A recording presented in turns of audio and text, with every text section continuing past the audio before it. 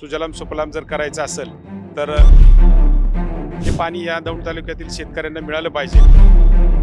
दादांच्या नेतृत्वाखाली आल्यानंतर तालुक्यामध्ये पिकणारा माल याच तालुक्यामध्ये कसा विकला जाईल हे आज आमच्या आमदारांनी आणखी कोणत्या कोणत्या सुविधा या बाजार समितीच्या तालुक्यात सर्वात महत्त्वाची सुविधा जी आहे।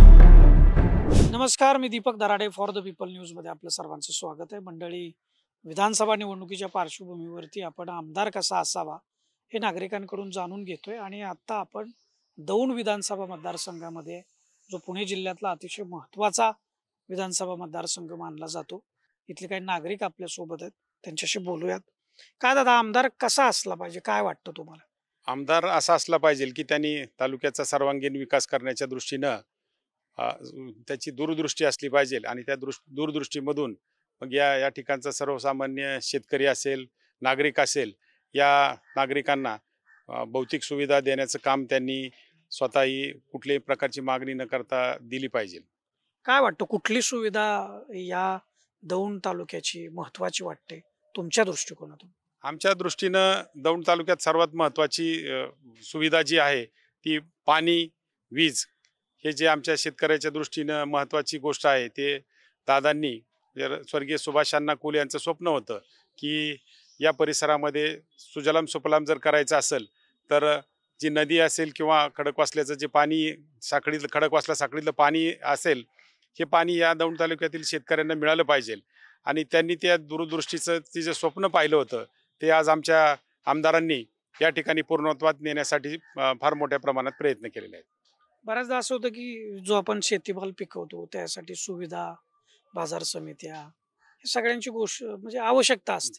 काय इथली परिस्थिती आणि इथं काय काम झालं? या तालुक्यामध्ये कृषी उत्पन्न बाजार समिती आमदार राहुल दादा यांनी ताब्यात घेतल्यानंतर त्या ठिकाणी भौतिक सुविधा निर्माण करून या तालुक्यामध्ये पिकणारा माल याच तालुक्यामध्ये कसा विकला जाईल यासाठी त्यांनी आमचं जे संचालक मंडळ आहे किंवा आमचे जे सहकारी आहेत यांच्या माध्यमातून त्या ठिकाणी भौतिक सुविधा उपलब्ध करून देण्यासाठी प्रयत्न केले। विक्री केंद्रासाठी त्या ठिकाणी शेडची उभारणी करायचा प्रयत्न केलेला आहे।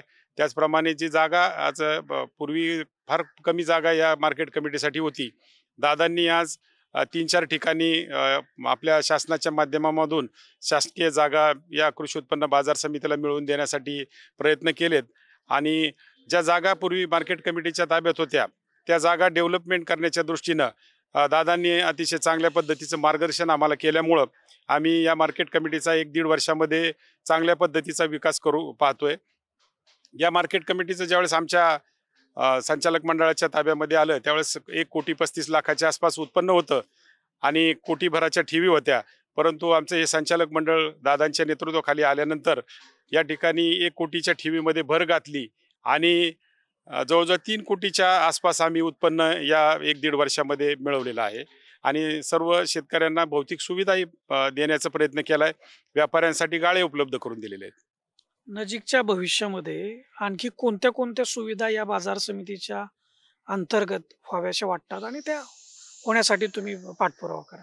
या परिसरामध्ये जी पिकं आमची आहेत म्हणजे डाळिंब असेल, कपाशी असेल किंवा ऊसापासून आमच्या म्हणजे आशिया खंडात तसं सर्वात मोठं या ठिकाणी ऊसाचं उत्पादन, गुळाचं उत्पादन आमच्या या परिसरामध्ये दौंड तालुक्यामध्ये होतं आणि या गुळाला बाजारपेठ निर्माण करण्याच्या दृष्टीनं आमच्या या आमदारांच्या माध्यमातून आम्ही प्रयत्न करतोय।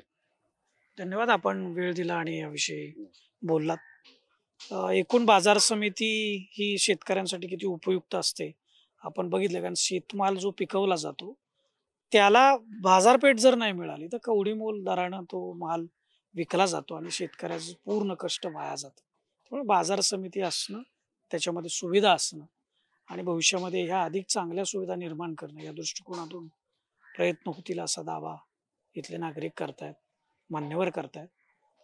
आपण असंच आणखी नागरिकांशी बोलूयात, मान्यवरांशी बोलूयात आणि जाणून घेऊयात आमदार कसा असावा। कॅमेरामॅन रोहित वनकटेसह मी Deepak Darade for the People News, Daund Vidhan Sabha.